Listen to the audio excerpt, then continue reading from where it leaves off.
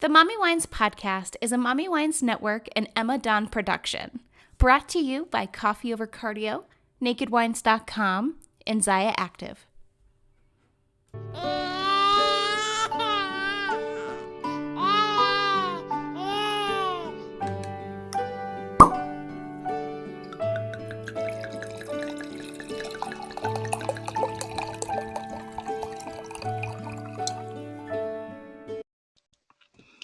So, hi everyone. Welcome back to the Mommy Wines podcast. So, as many of you already know, you are going to be mostly hearing on the host side of things, my voice from now on, as the Mommy Wines is now solo if you watch the previous or if you listen to the previous episode. But today I am joined by Utah-based electro art pop singer, Bunny Mom, and activist for our rescue. Everybody say hi to Crystal. Hey, everybody. So tell me a little bit about your Instagram bio. Electro art pop singer. So what is that, like house music? So when I say art pop and people hear art pop, I usually will say, it's similar to like Lorde, Charlie XCX, Ellie Goulding, and sometimes people group them into electro pop. But I think when you hear electro pop, you start to think kind of more like techno or dubstep, and I do love those things, but you don't hear it a lot in my music right now. So it's a little bit electronic. It is very artsy. But it is still pop, and so it's not a very vague genre. It's definitely not something that I would be like, oh, it's so crazy different. You've probably never heard it, or you've definitely heard it. But people don't usually hear it labeled that way, and I like the description. I feel like it matches what I'm doing. So yeah, I've listened to a couple things, and they sounded great. Oh, good. That makes me happy. I was very into it. I saw that you have a link in your Instagram profile to a YouTube video, and I watched it at work, and everybody in my office thought it was very good. Oh, that makes me happy. I got played in an office. How exciting! Actually, I'm super proud of that music video because I made the lyric video myself. Oh, really? So, yeah. Oh, it took me forever to get like video editing down. I was awful. Like my first video that I ever edited is so trash. It's disgusting. Aren't they all though? Like the first thing, anything you make and you look at it like a year later, you're just like, that's not me. I don't know her. I didn't do that. That was totally no. So. Yeah, no, it was trash. So, so Bunny Mom, I did see that. And I saw some pictures on your Instagram of the cutest, fluffy, giant bunny rabbit. He is so cute. I love him. His name is Scratch, or Scratchy, whatever he gets called. And really, he just got that name because when we got him, he was only 2 weeks old. And so he had these tiny, sharp little claws. And he wasn't trying to scratch anyone, but they were just so sharp. And so we kept calling him Scratch as a nickname while we figured out what his real name would be. We just did it so long that it stuck, and then nothing else felt right. So he just stayed that way. But he's honestly so gentle, and he is the cuddliest little man. I love him. Aw, he's so cute. So one of the things that I really wanted to touch on and see if you could maybe spread some light on the topic is in your Instagram profile, it says you're fighting human trafficking with Our Rescue. What is Our Rescue? Is that like a local, what would you call it? Like a local organization, or is it like national? So Our Rescue, OUR, stands for Operation Underground Railroad. And that's an organization that was founded by Tim Ballard and some other Utah-based individuals. And I have been with Operation Underground Railroad for about a year now. Both my sister and I work with them, and we've actually been involved with the fight against human trafficking, or tried to be involved, since we were kids. I mean, this is something, we actually grew up in a really bad neighborhood. We were exposed to definitely some of the darker sides of life as kids, and we just saw what was going on around us, and we're like, it can't stay this way. Things can't be this way. We have to do something about this. And so we were always looking for an organization that felt good and that we felt we could really be of use in. And so when we grew up in Texas, we moved to Utah a few years ago, And we found Operation Underground Railroad when we got here and have been working with them ever since. And so Operation Underground Railroad it's not just in the United States. They'll go to other countries and other places as well. Anywhere that we feel we are capable of helping, and we have the resources and the means, we'll go there and we'll do what we can to help rescue people that are currently being victimized by human trafficking. Wow, that is so great. Have you ever seen the movie? I think it's, what is his name? Like Is it Liam Taken? Neeson? Yes. Taken. Mm-hmm. And the first time I ever watched that movie, I've watched it 100 times because the guy, like the dad in the movie, Mm-hmm. I think is like one of the greatest actors ever. And him and Morgan Freeman, I think, have like the most soothing voices. Yeah. I could probably just listen to them like all day long. But like they should do audiobooks. But the first time I ever watched that, I was like, is this like even a thing? Like I know it's a movie, but like I thought I read somewhere or something that it was based off of a true story. And I started researching it and a few documentaries came up and I was like, wow, this is really like a thing. Like this is something that people are doing. And I was so taken back and just like shocked and appalled and like touched by the whole thing. I was just like amazed that that's how some people are living their life. Yeah, and when Taken came out, my sister and I got really, really excited, and we weren't excited, like, oh yay, it's our thing that we do. Human trafficking. It wasn't like that. It was just that, like, we got excited because it showed. I mean, obviously it's Hollywood. A lot of it's dramatized, but a lot of it is not. A lot of it really does happen that way. Like the process. You see the father going through trying to find his daughter in the different brothels in the different places. He goes, those are real. Those types of things are very, very real. And it was amazing to me, like I said, having grown up in some neighborhoods that were pretty bad and learning at a young age kind of some of the darker realities. Like it was amazing to me how many people didn't know what was going on, how many people didn't know that was real, and they didn't realize that human trafficking was a thing. And I was like, we have to do something about this. We can't just sit here and not tell people what's going on, because right now there's over 30 million. There's an estimated over 30 million people currently being victimized by that right now. People that are in the system, if you will, of human trafficking. And it's a lot of people. It's a huge that's market. An insane amount of people. Mm-hmm. That's like, I can't even imagine that many people. That's like the amount bigger than some countries. Yeah, it's like huge. That's insane. It's so many and way too many. It's just. Oh my gosh, yeah. Have you tried coffee over cardio yet? If not, I don't think we can be friends.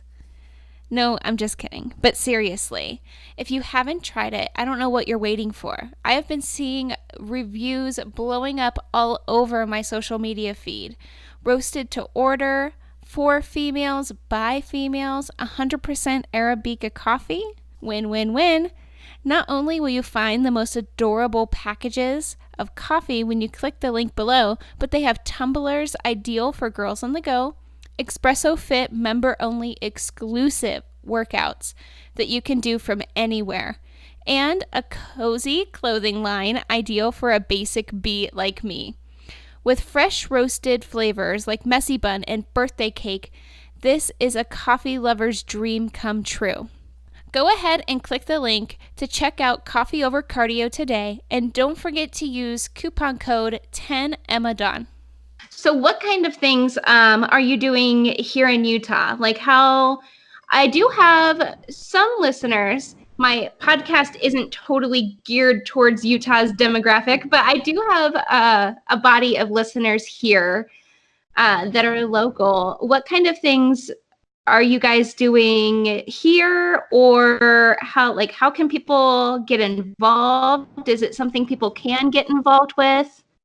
Yeah, absolutely. And I totally get you. Most of my listeners aren't from Utah either. So,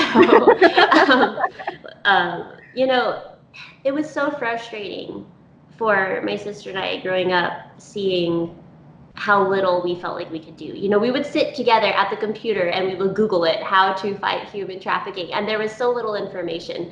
You know, you can't just wake up in the morning and say, oh, I'm going to go rescue a kid today. Like, you know, it's not that easy. And Right. honestly, there's not a lot of public information on what to do about it. Well, there's a lot more now, but there's not as much as you would think, because frankly, if people did wake up in the morning and try and just go rescue a kid, it'd be very dangerous for them Yeah. and, you know, everyone involved. And so it was almost this like closed market of helpers, if you will, and trying to find our into that was difficult. Operation Underground Railroad is an amazing organization because they bridge the gap between the everyday, you know, person who's curious about how to help and the people that are actually going out and doing those things, and it gives everyone an opportunity to help. So personally, what I do within Operation Underground Railroad, I actually do several things. I've worn a lot of hats since I've been with the organization. I have modeled for them a few times. My sister is one of their photographers, and so she takes the product photos and then we edit them and help put those up on the website. And so anytime a product sells and money gets donated from that product to the cause, we're kind of there helping with those things. So we help raise money through being on their graphics and photo and editing teams, and then visual stuff. So like I said, I've modeled for them, and I'll probably model for them more in the future. So it's one thing that we do. Activism is a big thing, you know, for as a singer and someone who's been in the music industry for a long time and does this as like this is what I do for a living. I can share that with my followers and my fans and the people that come to listen to my music, and I can say, hey, I don't know if you knew this, but if you buy this T-shirt that has my face on it, 25% of that sale goes to Operation Underground Railroad. And for me, 25% of everything that I make goes to Operation Underground Railroad. That's just something that as a singer I've pledged. And so activism, public speaking, fundraising, concerts, modeling, edit and design, all of those things are things that I've done within the organization, and I'm sure that I'll continue to do whatever it is that they need me to do. Oh, that's great. As far as your question about how people can get involved, Yeah. it's actually really simple, and I love that OUR has made this so simple for people. But you can go to their website. You can just go to ourrescue.com, OURrescue.com, and you can sign up to be a monthly donor. And they don't have, you know, it doesn't have to be like $500 a month. You can literally sign up and just give $25 or $10 or whatever it is that you want to do every single month, and that money goes directly towards helping rescue a child. And the cost to save a child is about $10,000 to go out with the team, rescue them, and start to rehabilitate them so that they can go back to having a much better life than they had while they were being trafficked. It's about 10 grand per person. And so every little thing that you do is so incredibly helpful. Because on the one hand, it's a lot of money, but when you think about a lot of people giving $25 a month, it's feasible. It's something that we can do. That's one way you can join one of the teams. There's teams all over Utah and all over the world, actually, for OUR, and you can join a volunteer team, and you can help with awareness and campaigns and things like that, and you can actually help with merchandising, and there's all kinds of stuff that people can do to help with this cause. That's awesome. You touched a little bit about like rehabilitation and rescuing. Do you know anything about that process? Like what really goes into that? Like, is it similar to the movie, or like what happens? Like, I could only imagine the trauma. It would have to take like serious like therapy and stuff to be fully, you know, probably functioning after something like that. But do you know anything about like the process of what goes into a rescue? Yeah, so we have our aftercare centers, and it's really it's when I guess at the beginning of this organization, and I think at the beginning of lots of organizations that fight human trafficking, so much emphasis gets put on the actual rescue, you know, like arresting the traffickers and getting the victims out, that not a lot of time and energy went into what do you do with those people afterwards. Do they even have a home to go back to? Where were their parents? Did they even have parents? Like there have definitely been situations where kids have been rescued and they don't have families to go back to. That's how they ended up getting trafficked in the first place, is that they were orphaned, or they were lost, or there was something going on, or in a lot of cases the parents are the ones trafficking their children. Oh my gosh. And so you don't want to send those kids back to parents that were trafficking them, because then the cycle just starts right on over and they end up right where they started before we rescued them. And so we started up our aftercare centers. And the aftercare centers that we have, therapy is definitely part of that, a safe physical location for them to be while they're going through therapy and while they're learning life skills. I mean, some of these kids that we rescue have been trafficked for years, and they don't know how to do a lot of the basic things like read and write or go get a job. They don't have anywhere to live. They don't know how to find somewhere to live. And so there's a lot of skill training, life skill training, that happens in the aftercare centers. And then a lot of people that are just there to help and support and help them as they learn what's normal and what's not normal. And as they kind of get their footing on life, we're there for them, and then we help fund a lot of the things that they need while they're going through that rehabilitation process. Who wouldn't love to have delicious, crafted indie wines delivered directly to their door? No joke, I would love that. Sounds like heaven. But just because I can't, thanks Utah, doesn't mean that I'm going to keep this deal from you. Head on over to nakedwines.com and use code MOMMYWINES50 to get your first 6 bottles for only $34.99. Go, do it. And then rub it in my face on Instagram. Tag me and Naked Wines and share the bottles that you got in your delivery on Instagram. Mommy Wines, 50, $34.99. Do it. I couldn't even imagine. Like, that's just so, I don't even know. I'm at like a loss for words, because I'm trying to imagine what it would be like to not know anything else. And it personally, for me, like if I was in that situation and I didn't know anything else and I was, rescued and in an aftercare center, I think it would almost be more overwhelming to realize that there's this whole world out there of things that like you have to learn and you have to do, and it has to be a shock for them as well. Like obviously getting out of the trauma, that has to be an ongoing, like you said, aftercare program. Like I couldn't even imagine, like that would be so insane. Yeah, and it definitely is. And oftentimes there's a lot of girls that get rescued who, tried to leave the country that they were in to go to another country thinking that they were getting a job offer, or, they were going to a better life, and then they find out that they're not, and then they get rescued and they don't even know what life is, and so it's just like, what's going on? It's one form of heaviness to another.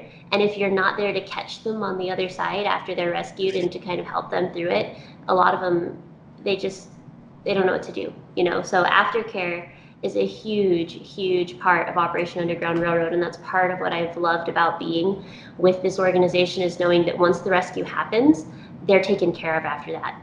We do what we can to help them on the road to a better life, and not just a better week or a better month. So I think that was one of the big selling points for me in becoming an actual advocate for the organization, versus just casually, donating money every month and making this such a huge part of my life, was knowing that we had the entire process in place, that my fans would actually have an opportunity to help alongside with me.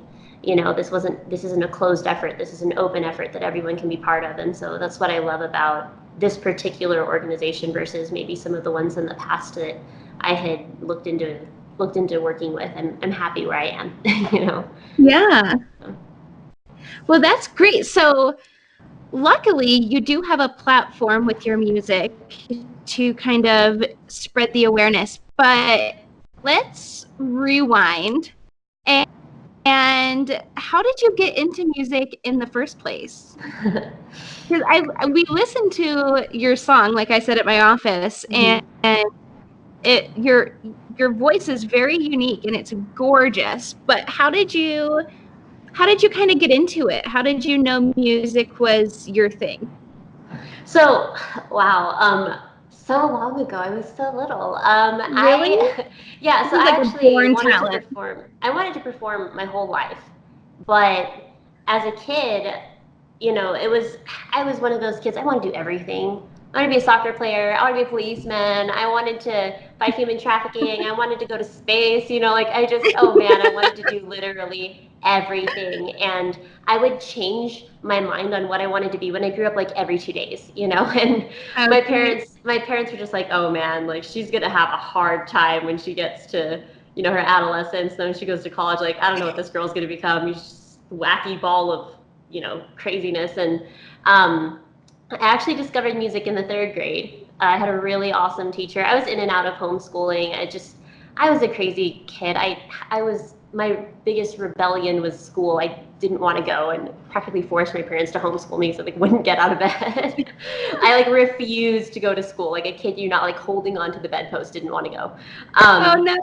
Yeah, it was awful. But I had a really good teacher in the third grade at one of the periods in which I was in public school who introduced me to music, and I fell in love with it. And as I was swapping through all the different careers, I would always have music as the thing I was doing for fun. Like, oh, I'm gonna totally going to look into being a doctor, but I'm gonna come learn this song first, And it was just always music was there, and it just kind of dawned on me, I guess, when I was um, like throughout my teenage years that it wasn't going anywhere. Music was always going to be there. Dancing was going to be there. Singing, acting, anything that had anything to do with the performing arts was always my go-to.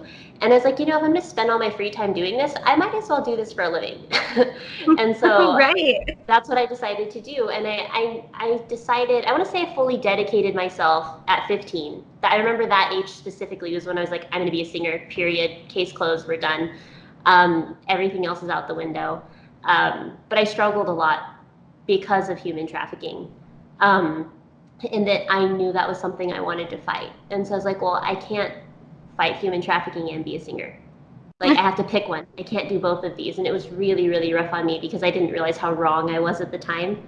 And so I would go back and forth between like law enforcement and human trafficking, and then maybe maybe they'll go into the military, or just all of these different back and forths. And I finally just accepted myself and said, hey, I'm a singer.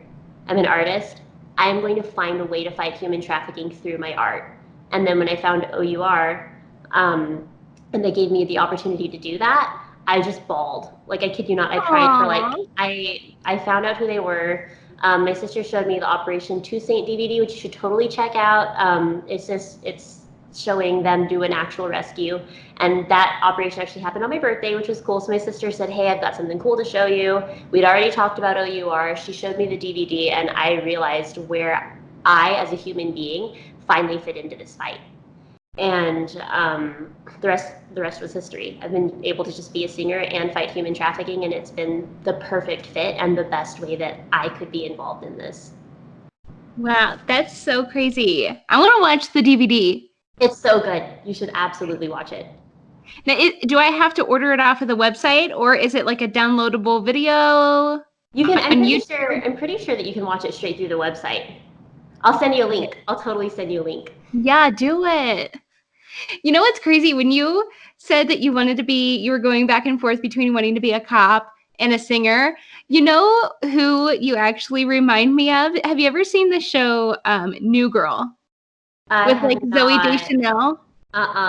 You should watch it because there's a guy and his name is Winston. He's one of like the many roommates. And he decides that he goes, I don't know, Lithuania or something to play like European basketball. Mm-hmm. And his contract is up, so he comes back, and they live in California. And he comes back, and he's one of the roommates, and he decides that he wants to be a cop. So he goes and he like does all this cop training, and he becomes like an LAPD officer. Wow. And his partner, his training partner, is this woman who he falls in love with and actually ends up marrying. But you look so similar to her. And when you said that you're like, oh, I wanted to be a cop, all I thought of was like, Like your face totally went away, and it was just like I just Winston's made, now I'm face. gonna have to go Google it when this is done and find out whose face stole mine for a few minutes. Yeah. She's like a doppelganger, I swear. That's like the only thing I could think of. I was like, oh man, I'm like, that's awesome. I'm spacing out because all I can think of now is New Girl, but I've also been binge watching it on Netflix lately. So that's probably why it's in like the front of my mind. Yeah, I've never seen it. Wait, who in New Girl? You said it was the person that he marries, or? Yeah, like Okay. she's a cop too, but they actually end up falling in love and getting married. So Okay, cool. But so when I go to IMDb later, I want to make sure I'm looking at the right person. Yeah. Be like, oh my gosh. Make sure you're not super crazy. Just like find the first girl, it's the wrong girl. Whoa, I don't know what she was seeing. No. Oh my gosh. No, it's like that's just like I don't know why, but like that just popped in my head. And there's this scene in the beginning when Winston first becomes a cop, and she was like super mean to him in the beginning because she like I guess she fell in love with like her previous police partner. Okay. And it was like this whole messy thing, and that's how she was. Well, clearly she's got a type. Right. Like I like whoever's sitting in the car next to me, you know. Thing for men in uniform. But yeah, so she was like super mean to him in the beginning. And when you said that you wanted to be a cop, it was like all I thought of was that scene of him like trying to get to know her. And because he was like really irritated that she was kind of like giving him the cold shoulder. So he was like trying to be all nice and get to know her, and he's like asking her questions, and she's all annoyed. But all I could think of was like that scene, and I'm like, oh my god. I just like zoned out and like thought about New Girl for a second. Amazing. So besides our rescue and music, what else do you do? Do you have a confession?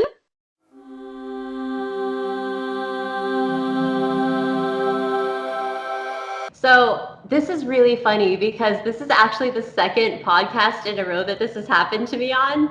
And I had no idea last time. I was like, I don't know what to say. And then this time I actually have, I feel like I'm so lame because on the one hand, I'm like such an open book. Like I have like no embarrassment factor just about.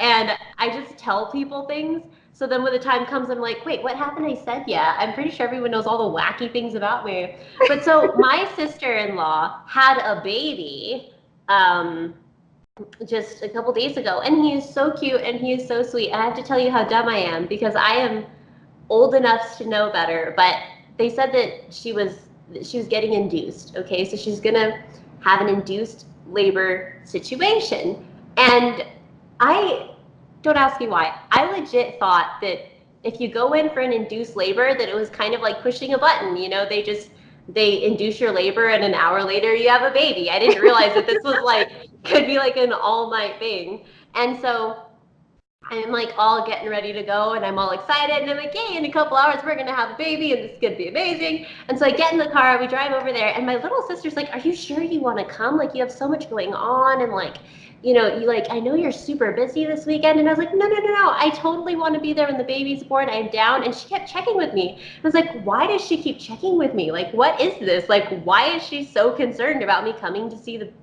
coming to the hospital? And so we get there. My brother comes and we're all excited and we go to the hospital and whatever. And then he's got a pillow and a blanket. And I'm like, whoa. Why do you have a pillow and a blanket? And he's like, well, we're probably going to be here all night. I was like, what do you mean we're going to be here all night? Like, I didn't take anything to do, nothing. And he was like, didn't you know that, like, when they induce the labor, like, it can take a while? And I was like, hold up. I didn't sign up for this. And so, we're there all night, all morning. It's like a 12-hour process. And I'm sitting there, I have no pillow. I have no blanket. I don't have anything to keep me comfortable. And I'm just, like, on this rocking chair, super miserable. There's a tiny little couch in the delivery room that I end up sleeping on with my little sister. And we're, like, spooning all night because we barely fit on this couch. And it was the stupidest, funniest thing. And maybe this is kind of a lame story, but I somehow managed to make it to 27 years old and didn't know that induced labor wasn't a magical thing that just pops out a baby. And girl, let me tell you, I paid for it because my back was hurting so bad when that night was over.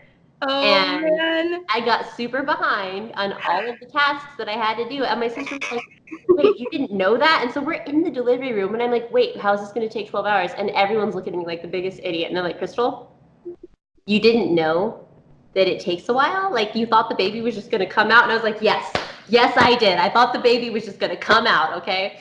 Anyway, that's my confession. Sorry, it's like the lamest story ever, but I just felt, I don't want to say that I felt dumb because that would be an understatement. I felt more than dumb. I was like, how does anyone make it to 27 being a female herself and not know how babies work? I mean, come on. I had no idea. So It was, induced labor is the worst. I was actually induced with my son, and it was crazy. I was in labor for like, I think it was a little over 26 hours. oh my gosh. It was a long time. I'm glad I wasn't going to yours because I would have missed all my appointments. I would have definitely stayed and just felt I would have had to feel dumb for twice as long. That would have been awful. And the baby comes out and he weighs 7 pounds and 11 ounces. And he's so adorable. And I just looked at him and I was like, you're a little gas station baby, just a little 7-Eleven baby. And he's going to have no idea why I call him gas station for the first 3 years of his life, but he'll figure it out. Why do you call him gas station? He's a 7-Eleven baby. Oh, because he's 7 pounds, 11 ounces? Yeah. I did not catch on to that. Okay, that could be my confession. I was going to say, if I have to do it, if I have to have an embarrassing moment, you can have one too. There you go. Oh my gosh. Okay, so my confession, and this is one of those awkward public moments. So I'm invested. So I used to work in an office downtown. So it was actually right across the street from the really big, the LDS big church or temple or whatever downtown, the one in Salt Lake City. And my building was right across the street from that. So I was going up and I was going into the elevator because it's like a skyrise building or whatever it is. And there's this woman who comes up behind me and she is wearing like a classic hooker outfit. Not kidding.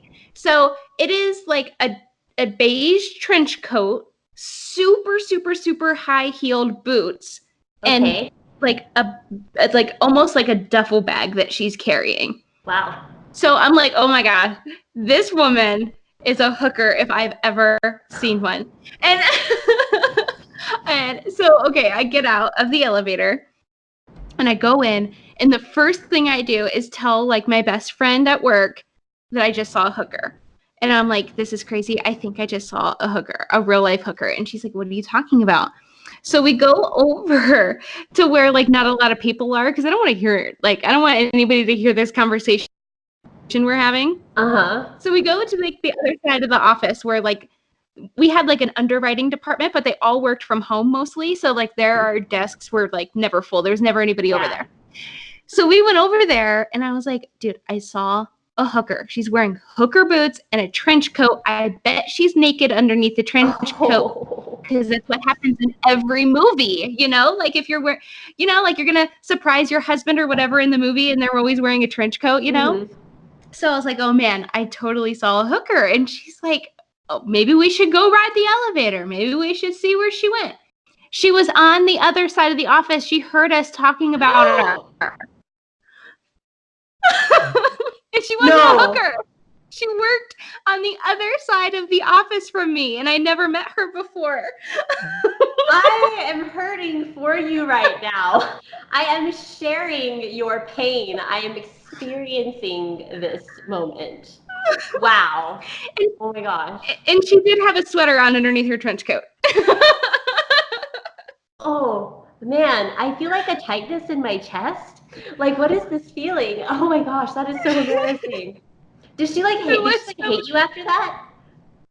I have no idea. Did you ever see her again? Oh, you didn't see her again? No. Oh, well, thank goodness. Oh, I don't know if she was like visiting the office because we had visitors in and out all the time, or if she like worked on the other side and I just didn't know her because she was in like another department. Girl, heaven smiled on you. What if she had been there all the time? Like, what if I she had don't, been like a regular employee? I don't Oh know. my gosh. Yikes. Yeah, But so I was like, I didn't know what induced labor was, and you didn't know what a hooker was. So I guess we're kind of even. I was so this one time I was traveling for a summer and I have like a layover in Atlanta. And so I took a bus from where I was down south to the Atlanta airport Mhm. so I could get on a plane. And at the bus station, we're in the bus and we're like driving and we're almost there. We're like 3 minutes away. There's this guy, we're at a red light riding the bus. And we're at a red light and there's this guy standing on the corner wearing like a purple suit, has a cane, has like alligator shoes, totally cliche. And I'm like, oh my gosh, that is a pimp for sure. Like, Oh my gosh. cliche, The other half of the 100%. story. Wow, I'm listening. In the middle of like the wrong side of the tracks, downtown Atlanta, I swear. And so I'm sitting there and I'm like, oh my God, look at that guy. And there's like somebody I know sitting next to me. And I was like, oh my God, look at that guy. And they're like, what about it? And I'm like, that guy's totally a pimp. And they laugh, shrug it off, and like go on with riding their bus. And I'm like, how are you just going to shrug that off? That guy should be arrested. He should go to jail. And, and Oh my goodness. they're like, oh my gosh. So I'm like freaking out. I'm like, I've never seen like a real life pimp before. Like he is real life, no joke, cliche, straight out of a movie. And then everybody is just like laughing. And I'm like, why are you laughing at me? And I realized that it's like the end of our season. So it's like 2 weeks before Halloween. And I'm like, oh yeah, I kind of forgot that it was October because I'm down south and it's still hot as like a volcano. So I like was, yeah. So maybe he was dressed up for Halloween or maybe he wasn't and he should go to jail. But But you never found out. But I never found out because I didn't know him. Well, Luckily, gosh. I never And he found didn't out. work in your office. It sounds like he wasn't dating the lady in the trench coat, which I mean would have been a likely theory. I was kind of hoping for it. I was kind of like hoping to hear that like he also worked in your office, but I guess he didn't. No, he's on the other side of the country Other side, yeah, somewhere. that's true. That's true. I may have missed that part, but Yeah, he was like downtown. It was downtown Atlanta and Georgia. well, hey, we need people like you. We need people ready to throw the wrong people in jail. And by the wrong, I mean people that are in the wrong. We don't want to throw the wrong people in jail, but we just, the people doing wrong, the pimps, we need them in jail. And you got our back. You are on our mission. Right? You have your eyes peeled. I felt like that confession was appropriate because I am like, no, that guy needs to go to jail. Like, so sure. You're like, this one belongs behind bars. All the bars. Unless he's in a Halloween costume, then I'm sorry. Okay, well, yeah, then that's like forgiven. But Okay, so maybe this summer wasn't the summer my body was bikini ready, but that's not going to discourage me from trying to keep up my motivation and accomplish my health and fitness goals. A few things I love when I'm out there flexing my mom bod are my no-lace Puma trainers, a good Whitney Simmons workout routine, go follow her on IG if you're not already, and of course my Zaya Activewear. Zaya Active is a Utah-based premium active lifestyle brand, however, without the premium price tag. Though I may be skimping on my portions these days, the people over at Zaya Active are definitely not skimping on their quality. The light and tight leggings are ideal for any mom who's out there moving and a-groovin' with sweat-wicking moisture control, breathable, squat-proof, anti-odor, and compressive materials. Nothing beats Zaya Active. I feel instantly slimmer when I put on my light and tights, and the best part is they don't budge during my workouts or even busy days. So no tugging or wiggling or pulling them up. Zaya has something for the whole family with the growing and popular men's collection and new kids items. So go get cozy and shop the Fall into Fitness event at myzaya.com/Emma for a chance to win a pair of leggings. If you are interested in signing up to become a Zaya Active rep, either for the 25% discount or as a side hustle, go ahead and email mommywinespodcast@gmail.com. Or you can go ahead and shoot me a message on Instagram at Emma_Dawn. Yeah, I don't know. I never found out. Now it's bugging me because I wonder if he was real or if he was just dressing up, because it was very cliche. Like, it was like a purple suit and everything. So I don't know. I don't know either. I didn't see him. I'm kind of wishing I had. Too bad it was like years ago, because I'm pretty sure I tried to take a picture. Take a picture, yeah. Right, but my phone years and years ago, I think this was like 2013, so I don't know, it probably wasn't a good picture, but yeah, I don't know, it was crazy. Oh my goodness, 2013 was like 6 years ago. I know, isn't that nuts? How is that even possible? I have no idea. I was just thinking about that, and I'm like, it was years and years and years ago, and I'm like, no, it wasn't. It was 2013, and then I'm like, wow, it really was. That actually was years and years and years ago. Like, I mean, if years is like 2 years, that's like 2, 4, 6. That's 6 years ago. Right. I know. Wait, so you said you have a son, right? I do, yeah.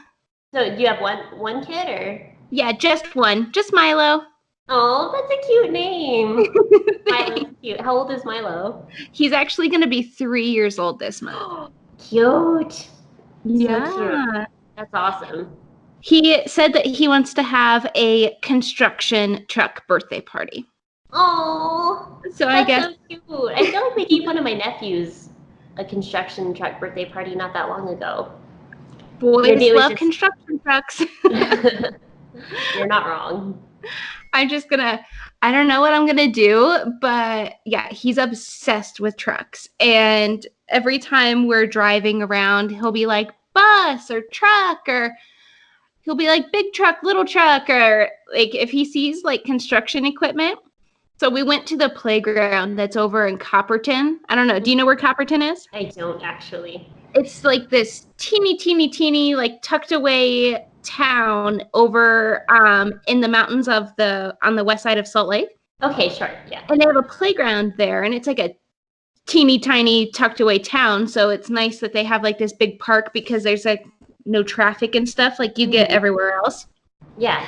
So I like to take him over there, and there's like a big mine over there. So we're driving, and the mine has this big giant like parking lot where they store like extra trucks and machines and like dirt diggers and bulldozers and whatever else.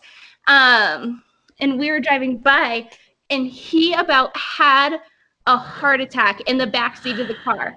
Cause he's like, oh my gosh, Mom, look at it. It's like a truck factory.